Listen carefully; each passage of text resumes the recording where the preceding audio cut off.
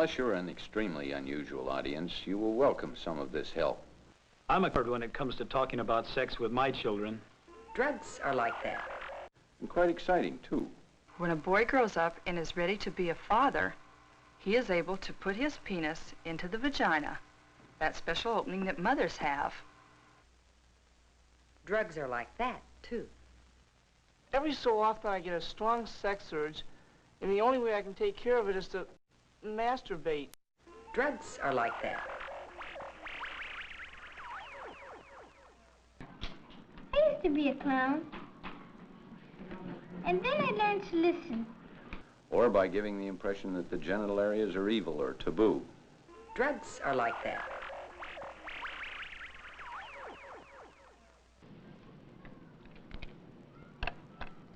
This Wet dream. is delicious. How's yours? Drugs are like that, too. Masturbation is likely to drive the child away into rebellion. There's Robbie. He's a sad clown. Robbie doesn't do anything. Drugs are like that, too. I was so embarrassed about the size of my penis that we used to dread the days we had to go swimming. Drugs are like that, too. The family gathers, new babies here, and great-grandmother knows it's clear that it wouldn't be home without Helen. At times like this, family traditions are important, like Hellman's Real Mayonnaise. It's the best, the one you depend on to make all their favorite foods taste terrific. Everything was great. And it wouldn't be home without Helen. But it might be all she wrote. Drugs are like that, too.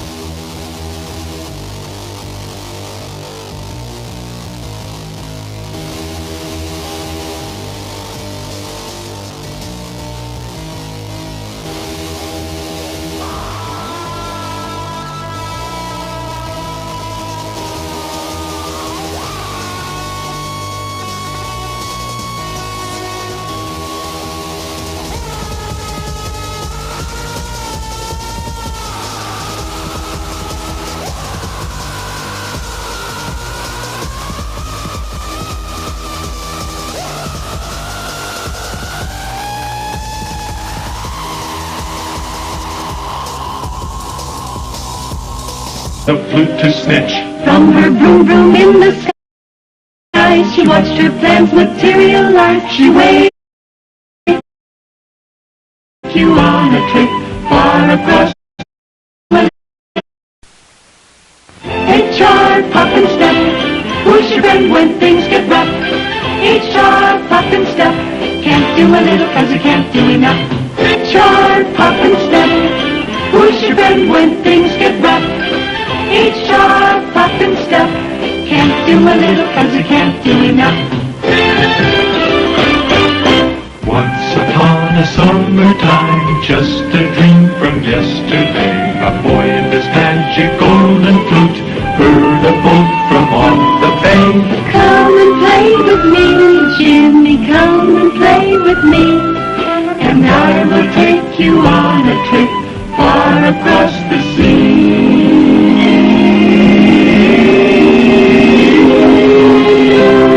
But the boat belonged to a kooky old witch who had in mind the flute to snitch. From her broom broom in the sky, she watched her plans materialize. She waved her wand, the beautiful boat was gone. The skies grew dark, the sea grew rough, and the boat sailed on and on and on and on and on and on. But Pop and Stuff was watching too and knew exactly what to do.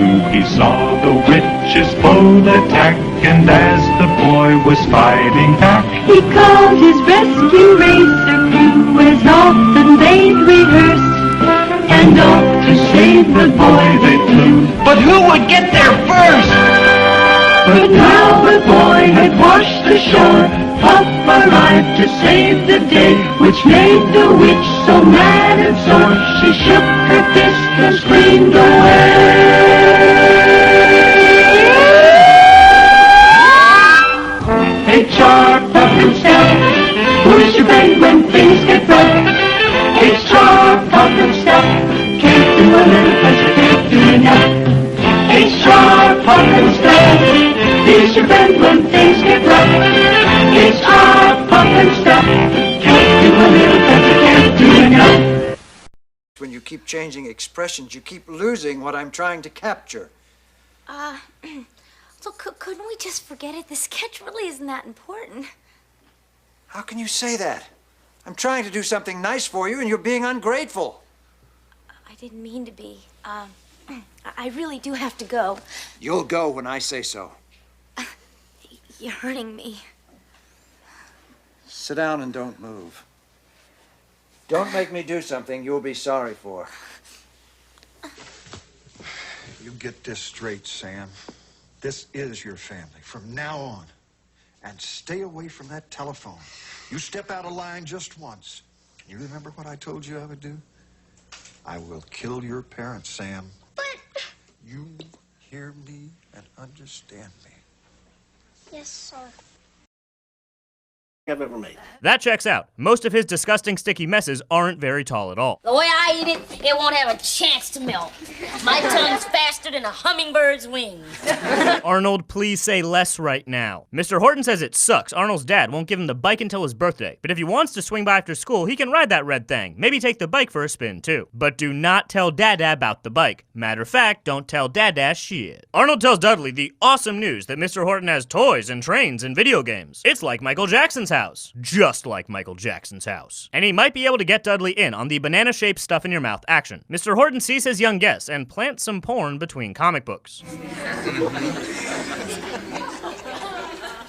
Very weird laugh track. He invites them into his sad apartment for pizza. He says the za is cooking, but he needs to go to the front, so peruse his well-stocked literature in the meantime. Arnold's mind is blown. That's a titty. That's a titty. Whole book full of titty. Mr. Horton catches them and says, it's all good. A little titty never hurt no one. The human body is a work of art. Now here's some pizza with a not-so-subtle sales pitch on the side. You know, guys, you can just have an awful lot of fun with your clothes off. Unless, of course, you live at the North Pole. Gonna freeze your tush off.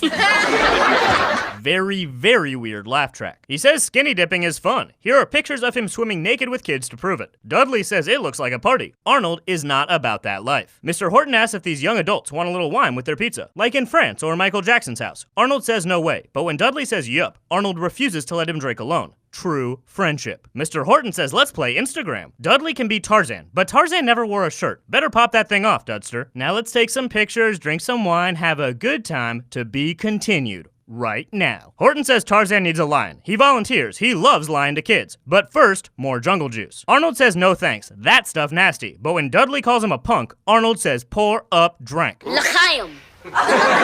Close enough. Horton invites them to jump on his twin-sized mattress, an underdog contender for top 5 saddest things about this episode. He says they can use his nickname, Curly, a nickname for his hair, just not the ones on his head. A customer arrives. It's Mr. Drummond. He tries to pay for the bike, but can't take the hint to scram from Horton's horny ass. Arnold sees his daddy talking to the guy he lives with and books it out the back with Dudley and a fistful of gum. Arnold gets busted by Kimberly and Willis with a mouthful of minty chew. They ask why he smells like Kiefer Sutherland's pool house. He says it's just wine. Dudley's dad gave it to him. And what's the big deal? Everyone drinks wine in France. But he's not in France or Michael Jackson's house, and if Dad finds out, he's going to whoop his ass. Arnold feels bad about all the sneaking. Mr. Horton has some cartoons that might change his mind. Arnold's not convinced. Oh, that's all right, Dudley. That just means that there's more, Boston cream pie for you and me. Boston cream pie? Let's pray to God he's talking about dessert and not a road trip. Mr. Horton puts on the tunes. That mouse just lost his pants. And he's not wearing any undershorts. Look at that girl mouse. She's wearing a bikini. Not anymore. Very, very, very weird laugh track. This vintage hentai finally exceeds Arnold's capacity for bullshit. He's taking his cream pie to go. Mr. Horton says now they can play Neptune. It's a water game in the shower. Dudley's gonna love it. Dudley's dad swings by the Drummond residence. He politely requests they stop sending Dudley home sauced. Yesterday he came home smelling like Nick Nolte's Golden Globes tuxedo. Mr. Drummond denies the allegations. Willis and Kimberly spill beans. They say Arnold came home schmambammed, but claimed he got loose at Dudley's house. Dadley is going to talk with his son. Mr. Drummond is going to go whoop Arnold's ass. Time to tackle the serious topic of preteen alcoholics. He came to discuss something that I found quite informative. Oh, what's that? You and Dudley hitting the bottle. What you talking about, Dad? Nailed it. Mr. Drummond wants a name. Arnold fingers Horton, which is not the way Horton hoped things would go. He gave us some pizza and wine. What else went on there? He showed us some pictures. Everybody was naked. Ha ha. Naked? And he showed us some kinky cartoons. Ha ha. What do you mean by kinky? Well, you told me about the birds and the bees, but that's nothing compared to what those mice were doing. Ha ha ha. Mr. Drummond calls 5-0 and brings them to Horton's den of Schwinn. Busted, you sweatered sicko. Dudley says Horton gave him a pill to feel good, but he does not feel good. At first it was fun, then Mr. Horton tried to touch him. His dad says it's not his fault, and he loves him, then makes a face that says, "Goddamn you white people." Arnold doesn't know who to trust anymore. Mr. Drummond says you can still trust most people, even like 3 of the white ones. But watch out for adults who tell you to keep secrets from your parents or lavish you with gifts and wine, even if they made Thriller. So what did we learn today? Stay the hell away from bike shops. Because the nice old food. I'm not hungry. I'd feel much better if I could call my father. Sure, of course. Hey, listen to what they're playing. Strangers in the Night. It's kind of fitting, isn't it? Come on, dance with me, Kimberly. I don't want to dance, Bill. You can call home after you dance.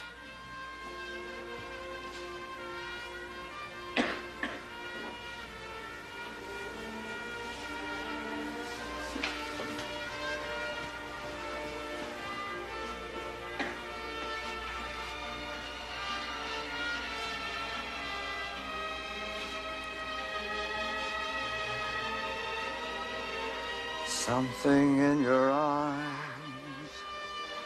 was so inviting. Something in your smile was so exciting. Something in my heart told me I must have you.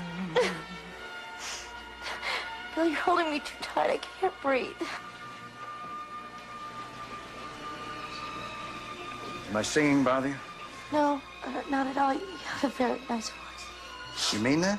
Of course I do. Well, you're the first person that ever thought that. But Kimberly, don't be condescending. I get too much of that. It makes you feel like you're nothing, like you're useless. Nobody has respect for you. Billy, you're a very talented artist and photographer. You've got so much going for you. No, I don't. Everybody's against me at work. They keep bad-mouthing me and passing me over for promotions. I'm sorry. Yeah?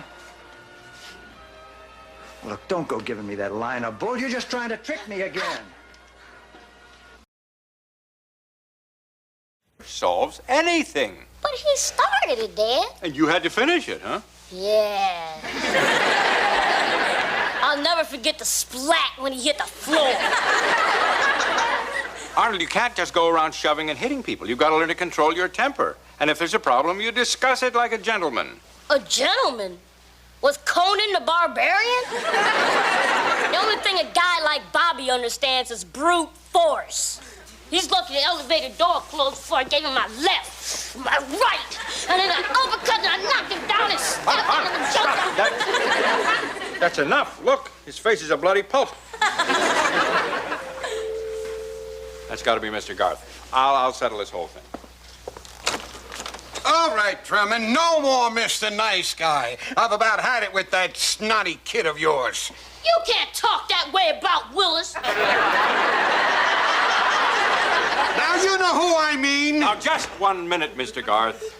Your kid was playing in the hall again. This time he slugged my boy. What are you going to do about it? If what you say is true, Arnold will be punished, and I will see to it that he apologizes to your son. You know, you rich guys are all alike. You think you can do anything you want. Don't you poke me. Oh, I'll poke you when I want to poke you. Because you're a lousy tenant, you're a miserable father, and I've had it up to here with your obnoxious brats. That did it.